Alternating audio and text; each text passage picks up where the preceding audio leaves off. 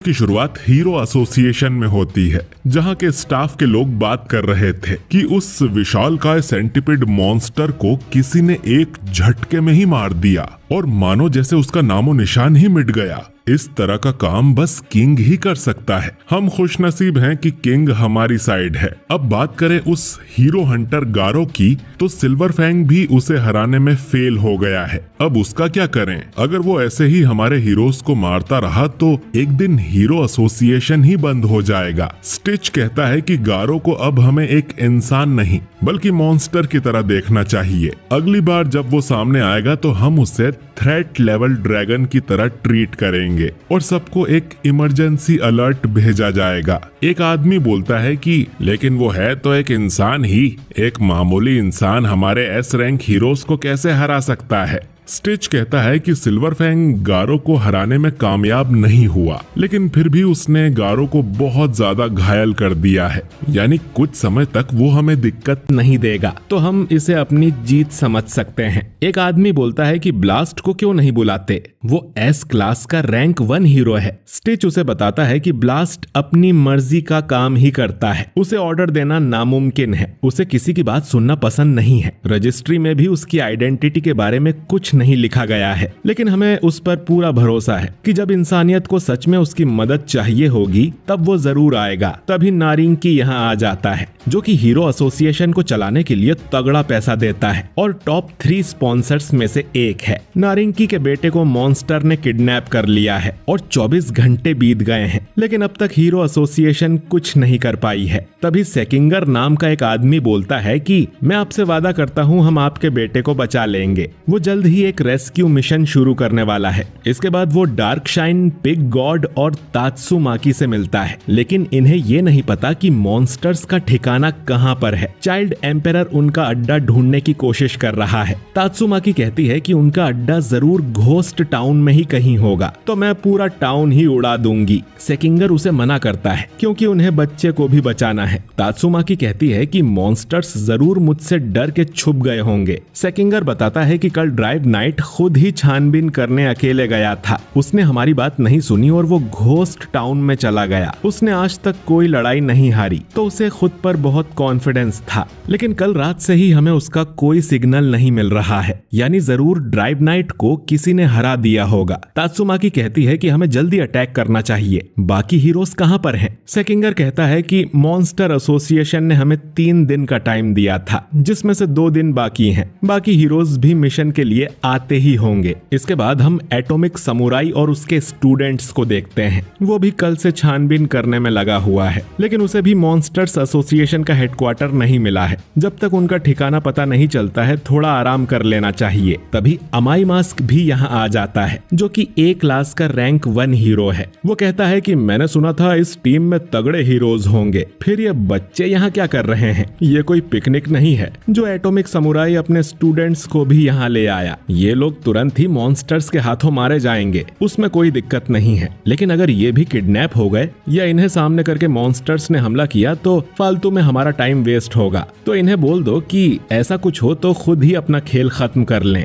Atomic samurai पूछता है कि तुम भी इस मिशन का हिस्सा हो क्या? तो अमाई मास्क कहता है कि हाँ बिल्कुल, उन मॉन्स्टर्स की वजह से मेरा कॉन्सर्ट खराब हुआ है। समुराई कहता है कि मेरे स्टूडेंट्स काफी स्ट्रॉन्ग हैं, मैं उनसे कह दूंगा कि तुम्हें भी प्रोटेक्ट करें। अमाई मास्क बोलता है कि मुझे कम समझने की भूल मत करना, मैं ए क्लास में अपनी मर्जी से हूँ और जब चाहूँ एस क्लास में आ सकता हूँ। आसान शब्दों में कहूँ तो मैं तुमसे भी ज्यादा स्ट्रॉन्ग हूँ एटॉमिक समुराई। ये सब सुन समुराई बहुत गुस्सा हो जाता है, लेकिन वो किसी तरह खुद को शांत रखता है। दूसरी तरफ हम पूरी प्रिजनर को देखते हैं, जिसे इस हीरो मिशन में शामिल करने के लिए रिहा किया जा रहा था। पुलिस ऑफिसर कहता है कि एक बिल्ली जैसा मॉन्स्टर था जिसने हमारी जेल के कुछ कैदियों को मॉन्स्टर में बदल दिया था और उन्हें अपने साथ ले गया। जिन ऑफिसर्स ने उन्हें रोकने की कोशिश की उन्होंने अपनी जान गंवा दी। तुम एक हीरो हो ना, तो हमारे लिए भी बदला जरूर लेना। पूरी पूरी प्रिजनर कहता है कि मैं उनसे हिसाब जरूर चुकता करूंगा, और ऐसा कहकर वो यहाँ से जाने लगता है। तभी एक कैदी आकर बोलता है कि उसने पूरी प्रिजनर के लिए एक स्वेटर बनाया है, जिसे लेकर पूरी प्रिजनर को बहुत अच्छा लगता है। इधर हीरो एसोसिएशन में चाइल्ड एम्पेरर बाकी स्टाफ को बाहर जाने को बोलता है और फिर चुपके से मेटल नाइट को कॉल करता है। Metal night S class rank 4 hero है। वो मेटल नाइट से कहता है कि तुम्हें मॉन्स्टर हेडक्वार्टर्स के बारे में जरूर पता चल गया होगा, तो हमें बताते क्यों नहीं? हमारे पास ज्यादा टाइम नहीं है और वो उस बच्चे को मार देंगे। मेटल नाइट कहता है कि तुम्हें नहीं बताया तो सिर्फ वो बच्चा मरेगा, लेकिन अगर तुम्हें बता दिया तो तुम सब भी मारे जाओगे। चाइल्ड एम्पेरर कहता है कि तो तुम भी इस मिशन को ज्वाइन क्यों नहीं कर लेते? तुम किस चीज से इतना डरे हुए हो? तुम्हारी मशीन बॉडी का क्या हुआ? अगर वो तबाह हो गई है तो ये काम किस मॉन्स्टर ने किया है? जिस पर मेटल नाइट कहता है कि मॉन्स्टर किंग ओरोची ने।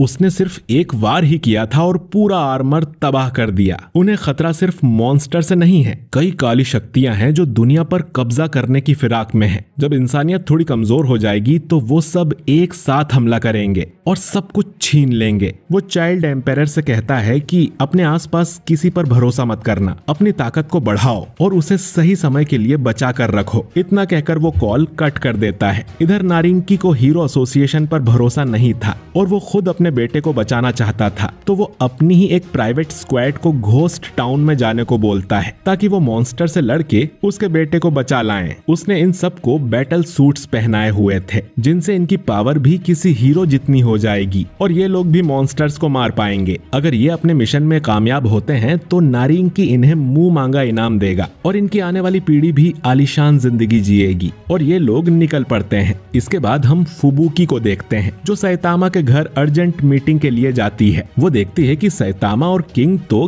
गेम खेलने में लगे हुए हैं। जेनोस अपने स्क्रू टाइट कर रहा है और सिल्वर फैंग और बॉम्ब यहाँ आराम कर रहे थे, जो देख उसे यकीन नहीं होता कि यहाँ चल क्या रहा है। सैतामा तो उस पर ध्यान भी नहीं देता और किंग के साथ गेम खेलने में लगा रहता है। फुबुकी चिल्ला कर कहती है कि ये एक इमरजेंसी है, हमें मॉन्स्टर एसोसिएशन से लड़ने जाना है और तुम यहाँ बैठ के गेम खेल रहे हो। जेनोस बताता है कि हम भी पावरफुल दुश्मनों से लड़ रहे थे और फ्री नहीं बैठे हैं। सिल्वर फैंग कहता है कि मैं भी सैतामा के साथ लड़ा था, इसीलिए वो मुझे यहाँ आराम करने दे रहा है और पीठ में बहुत दर्द है। बॉम्ब कहता है कि मेरे भी घुटनों की बैंड बज गई है। फुबुकी सोचती है कि देखकर ही लग रहा है कि इन्होंने कोई खतरनाक युद्ध लड़ा है, सबकी हालत खराब है। लेकिन फिर ये टकलू सैतामा कैसे ठीक है? वो पूछती है कि सैतामा को कुछ नहीं हुआ, तो सैतामा कहता है कि मैं तो बिल्कुल ठीक हूँ। वो इन्हें अब मॉन्स्टर एसोसिएशन के बारे में बताती है कि हमें मीटिंग करनी चाहिए। तुम लोगों को कोई न्यूज नहीं मिली क्या? जेनोस कहता है कि कल की लड़ाई में उसका ट्रांसमीटर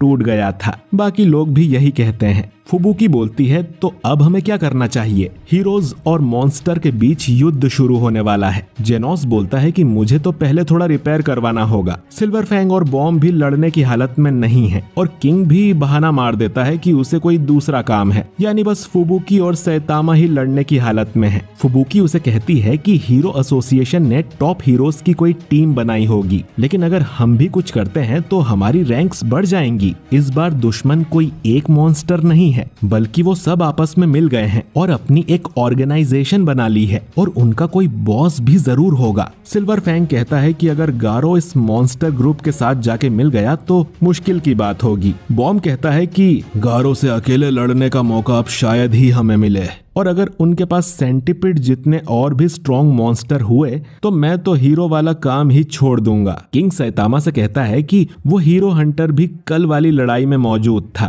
पर तुम उससे मिल ही नहीं पाए। सैतामा कहता है कि कल भी उसने कुछ हीरोज को मारा है। कितनी शर्म की बात है कि वो मेरे पास आया तक नहीं। शायद मैं टकलू पहलवान हूँ इसीलिए। सैतामा अब तुरंत अपनी हीरो कॉस्ट्यूम पहन लेता है और कहता है कि मैं गारो को ढूंढने बाहर जा रहा हूँ। वो जब मुझे मिलेगा तो मैं उसे एक पंच मारूंगा और वापस आते समय पत्ता गोभी भी लेते आऊंगा। इतना कहकर सैतामा यहाँ से चला जाता है और इधर फुबुकी अकेले बैठी सोच रही थी कि एक बार फिर किसी ने उसकी बात नहीं सुनी। वो तो यहाँ कोई प्लान बनाने आई थी, पर सैतामा अकेले ही चला गया। दूसरी तरफ गारो को मॉन्स्टर एसोसिएशन में होश आता है। उसे मॉन्स्टर्स बचाकर यहाँ ले आए थे। गारो अब इस कमरे से बाहर निकलता है। उसे ज्यादा कुछ याद नहीं था और उसका पूरा शरीर दर्द कर रहा था। वो एक बड़े से हॉल की तरफ जाता है जहाँ हम देखते हैं कि नारिंकी की भेजी प्राइवेट स्क्वाड पकड़ी जा चुकी है। वो लोग ग्योरो के सामने अपनी जान की भीख मांग रहे थे। इन लोगों को मशीन गॉड G5 ने पकड़ा है, जो कि मॉन्स्टर एसोसिएशन में भर्ती होने आया था। G5 कहता है कि इन लोगों के सूट्स कमाल के हैं, लेकिन ये सिर्फ इनके लिए ही बनाए गए हैं। इनके अलावा और कोई इस सूट्स को इस्तेमाल नहीं कर पाएगा, यानी कि इन्हें जिंदा रखकर ही अपने प्यादों की तरह इस्तेमाल करना होगा। तभी डोएस यहाँ आ जाती है और कहती है कि इनको मैं अपना गुलाम बना लूंगी, और अपनी चाबुक इन पर मारती है और इन्हें अपने वश में कर लेती है। इसके बाद गारो इनके सामने आता है और पूछता है कि तुम लोग मुझसे क्या चाहते हो। ग्योरो बोलता है कि अब उनके पास 30 से भी कम स्ट्रॉन्ग मॉन्स्टर्स बचे हैं। वैसे तो ये लोग अब भी हीरोज को हरा सकते हैं, लेकिन इन्हें एक लीडर और यूनिटी की जरूरत है,